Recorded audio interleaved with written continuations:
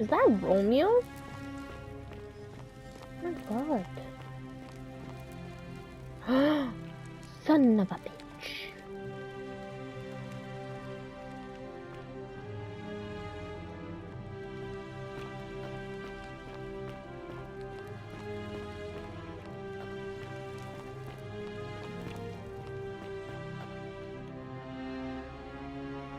All right, you're here. You were asking how I knew the young woman you met by the river was wearing a hood. Here, look down at the bottom of the baths. It's a little hard to make out in this light. If only we could see. Oh, what a marvelous lamp. But do you see it? Somebody waking up by a river in a forest to find a hooded figure with a coin. It's just as you described it, only your pronunciation is a little off. The name you heard wasn't Charon. It was C-H-A-R-O-N, as in Charon, the ferryman of the dead. Charon, who, in exchange for the right coin, helps the souls of the newly deceased cross the Styx, the river that separates the land of the living from the land of the dead. When I So dragged you I'm out of the dead? river, I thought you were never gonna wake up. I checked your pockets for ID, but all I found was some loose change. Feels like I've spent my whole life in a dead-end job with an endless commute. Sorry if I sounded cagey, it's just that I don't always get the best reactions when I introduce myself. My name's Karen. There are a bunch of old stories about the gods punishing people by making them do the same futile task over and over. But on the bright side, at least you're not stuck in the underworld like they all were. I'm so sorry, my friend. I'm so sorry. I take it you know what this means. I'm afraid so. It's all starting to make sense. All these people whose last memory was running from the fires toward the river. It seems none of them escaped with their lives after all. Perhaps we should be grateful they don't remember their final moments. It also tells us that the Golden Rule is the work of Pluto, the god of the underworld, and why his epithet has always been Father of Riches. I know it's a lot to take in, and you look as if you have questions, so I'll try to answer them if I can.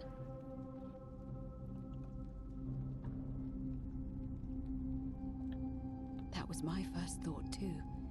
In the old stories, the underworld was where the souls of the deceased were taken.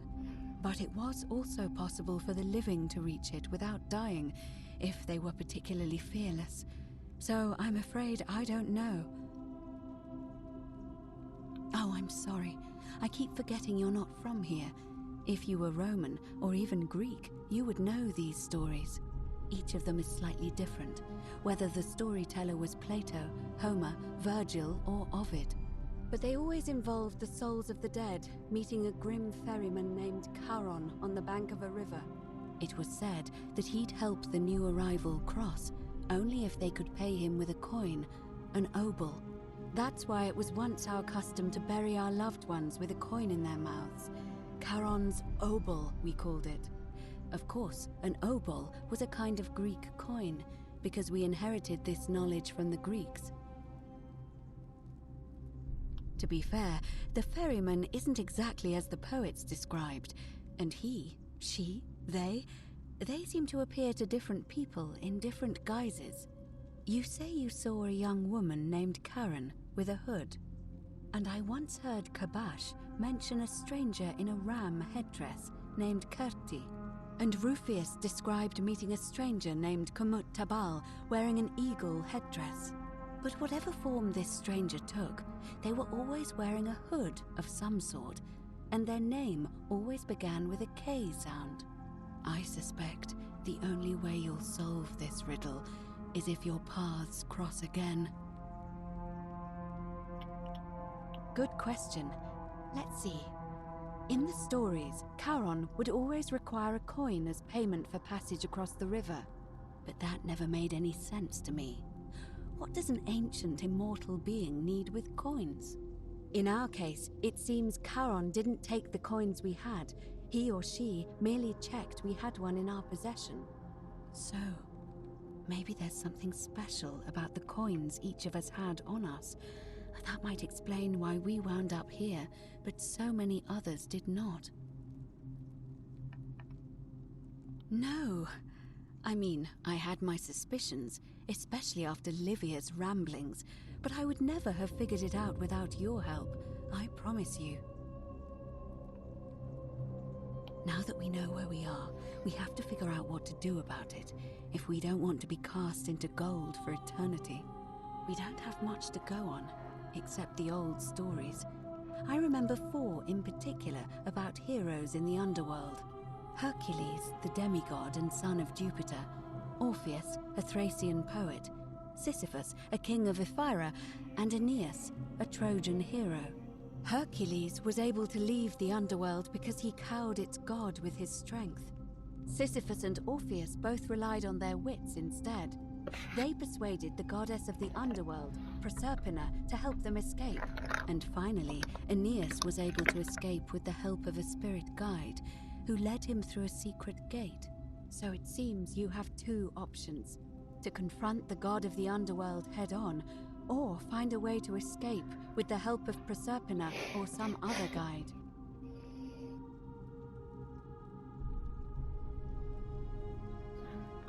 It's a reasonable question, but the problem is, this place is fairly well designed to keep us here. There's no way to climb up the shaft. And even if you could build a ladder big enough, just trying it would break the golden rule.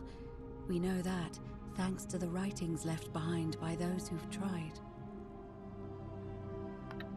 All Romans try to avoid saying it, and the reason is quite simple. He might hear us. You may refer to him as Pluto, if you wish, but you'll only be calling attention to yourself. Do so at your own peril. Shh! Is everyone so blunt where you're from? Oh. That option would be the boldest, but also the only way to learn the truth about the Golden Rule, and maybe even put an end to it. As I said, Hercules managed to overpower the god of the underworld, but he was a demigod. Forgive my candor, but you are no Hercules.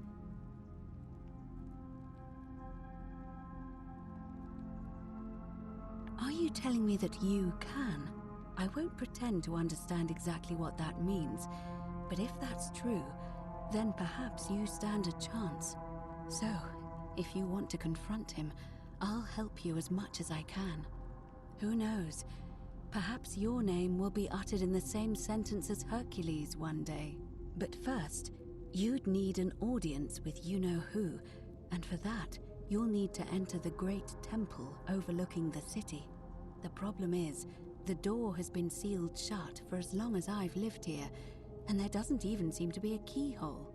I suspect the answer lies in the desecrated obelisk in front of it. I'm not sure if you noticed, but there are 4 plaques missing from its base. It looks as though somebody, or a series of somebodies, forcibly removed them, and in doing so, dishonored and angered our divine keeper.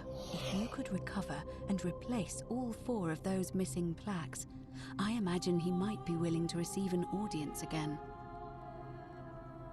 It's the towering stone monument with 4 sides and a pyramid-shaped head that stands before the great temple, a dedication to the god of this place. You'll find them all over Rome, but of course they were looted from Egypt many years ago. It seems one of them made its way here too, although how is a mystery. However, this one is unusual in that each of the 4 sides is decorated in a different style: Roman, Greek, Egyptian, and another I don't recognize. That means you'll need to recover 4 different plaques: Roman, Greek, Egyptian, and a 4th, a mystery plaque. Good question. To answer that, we first need to ask who would have defaced the obelisk in the first place. It would have had the god's name engraved into it, so it may be that whoever desecrated it wanted that name to be forgotten. And there's only one group of people I know of who might want to do that. There's a cult in Rome that often argued there is only one true god. theirs, of course. They've been known to start fires, as well as deface religious monuments whose existence challenged their beliefs. If I were you, I'd go looking for them. Of course, they've all been in hiding since the fire last year, so finding them won't be easy. But I did hear a rumor they have a secret shrine somewhere in the city. Perhaps, if you could find that, you might be able to recover the Roman plaque. I don't know. But perhaps you should begin your search with the local Greek fellow, Georgius. His store is in the Forum. Perhaps Kabash, our Egyptian resident, will be able to tell us. Unfortunately, he disappeared weeks ago. But I did hear Aurelia is peddling rumors about him at the tavern, so perhaps you could talk to her, or just take a look in his room. I'm afraid you're on your own with that one, but perhaps finding the other three will illuminate the way.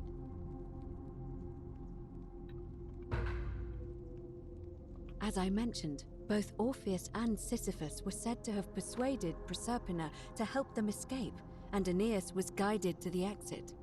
The problem is, those are the stories of a poet, a self-aggrandizing king, and a brawler about their own heroic deeds, so they should be taken with a grain of salt. First, Proserpina. What we do know about her is, well, it's a grim tale.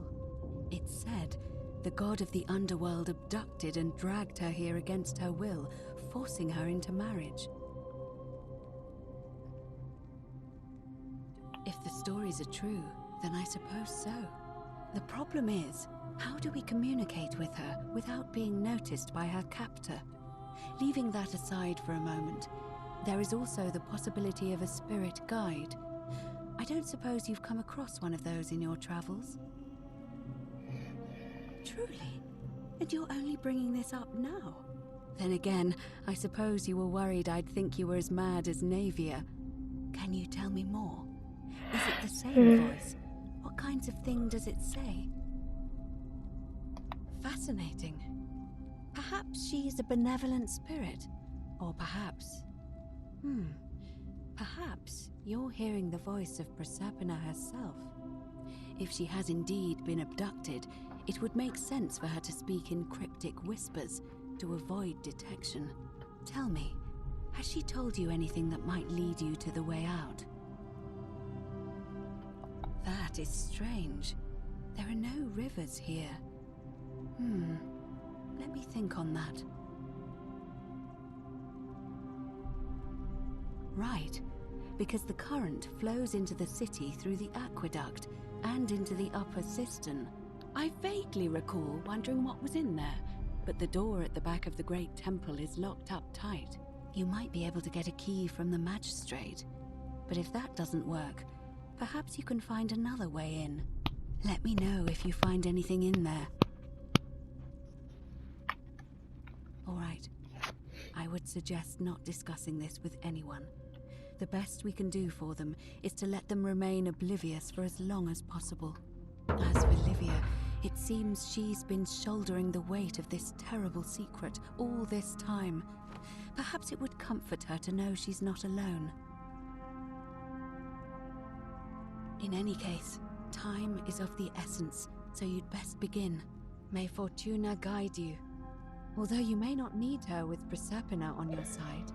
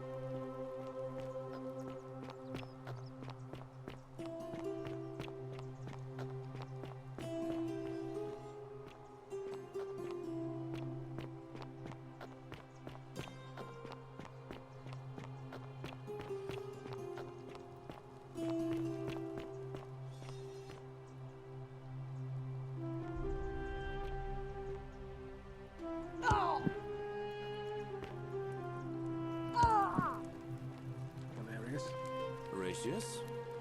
Just as the ocean accepts the rivers of all the world, so this place accepts all the souls. But it does not notice the crowds that come. I thought you Stoics weren't supposed to worry about things you can't control. I keep thinking, what if there is something I can do? Say it. What if she Speak was its name. waiting to be found? Sounds like you're torturing yourself. Leave that Then to the gods. it is true. I was right. Rest. Tomorrow's a new day. I thought I saw it, but when the rest of them could not, I kept thinking I must have gone insane. I had to tell myself it was true over and over again, until I wasn't sure if I was deceiving myself. I must apologize if my words seem cryptic. I'd found comfort in reciting the Metamorphoses by our great poet Ovid. He gives such an uncanny description of this place. I cannot help but wonder if he himself came here. Would you like to hear it? I will do my best to remember the relevant verse. There is a downward path, gloomy with fatal yew trees. It leads through dumb silence to the infernal regions. The sluggish Styx exhales vapor, and by that way, the shadows of the newly dead descend, entombed with full rites, and the ghosts of those, at last, given proper burial. The wide, thorny waste is cold and pallid, and the newly arrived shades are ignorant of the road that leads to the Stygian city, where Black Dis has his cruel palace. As the ocean accepts the rivers of all the world, so this place accepts all the souls, and is never too small for any populace, nor notices the crowds that come.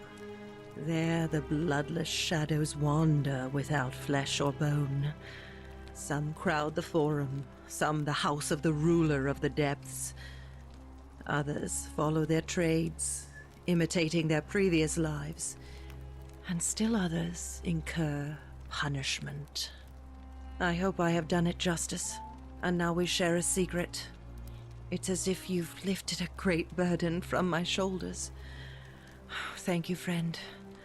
I think I should rest.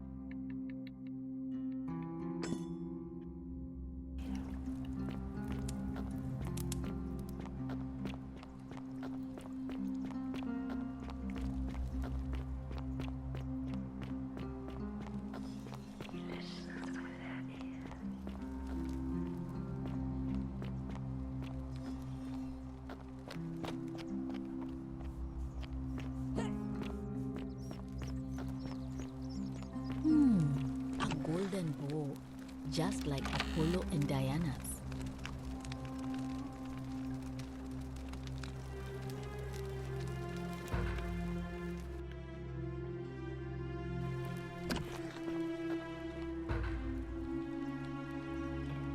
Feeling all right? You made it into the palace. I'm impressed. How is Nevia? Willowback. I should have known. It was under my nose the whole time. That's very helpful. Thank you. If this works, it should settle Rufius down some. I have some right here. Could you do me a favor and give him some of this? He'll just need to swallow a pinch of it. I'm hoping it will avert disaster.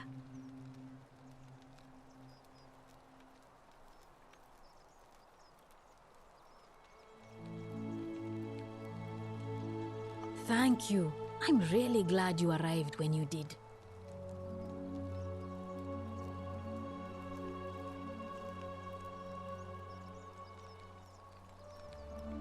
That's a shame. Thanks again.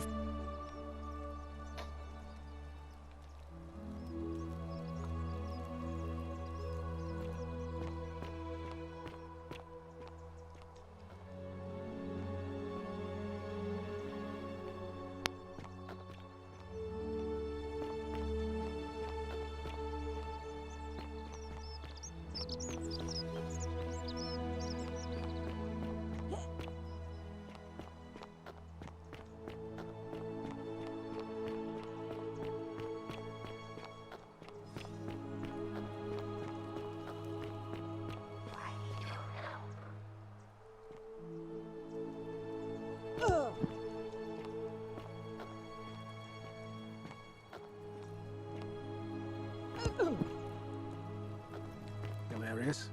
Horatius? Looking a bit troubled there. Still Better watch your step. And I haven't slept right through. What business is that? Don't be too hard on yourself. Willowbark. From what I hear, And this nobody will saw work? it coming. Anyway, Oh, I thought you thank Stoics weren't God. supposed to worry about Finally, it. some relief. Yeah, but This is what What I've do you been think? praying for. what if there is something? Maybe I can do? God hasn't abandoned me What after if all. she's out there somewhere suffering, Thank waiting you. to be found? I've Sounds been like you're torturing yourself. in a lot Leave that of for the pain gods. lately. Try to relax. Get some rest. Rheumatism. Tomorrow's These a new day. cursed statues always watching me. Suppose you're right. Crisis of faith. It was too much. Started messing with my head. This is exactly what I needed to set it straight again. I owe you one.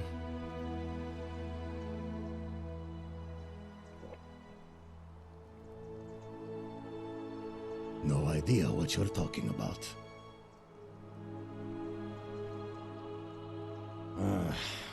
All right.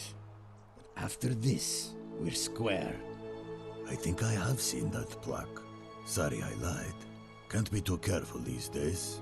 Head into the caves behind the theater. Turn right again. Oh, and here, you'll need this key. You didn't get that from me.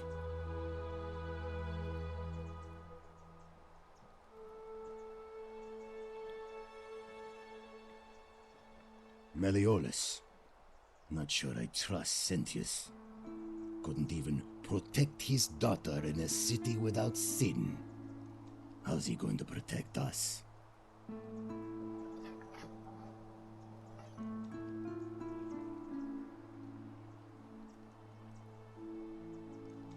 No. See you around.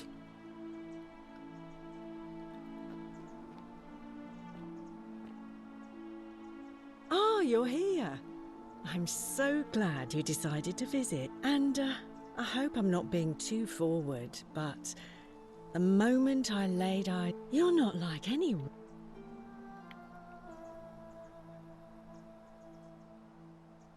What was that?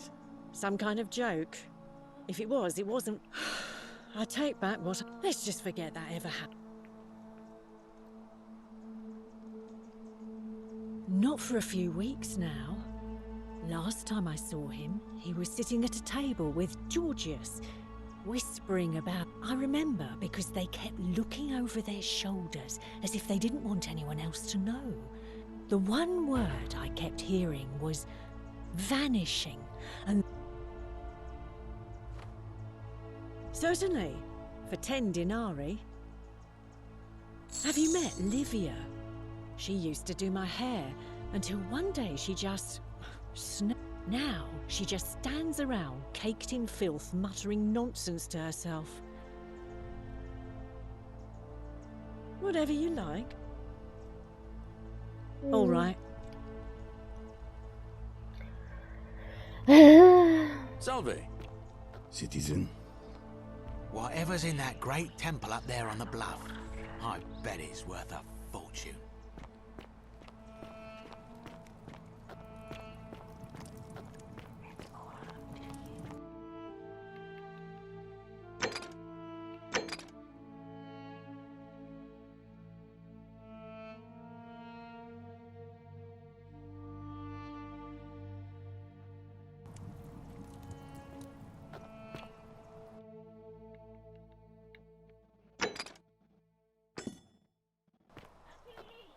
What? Good night.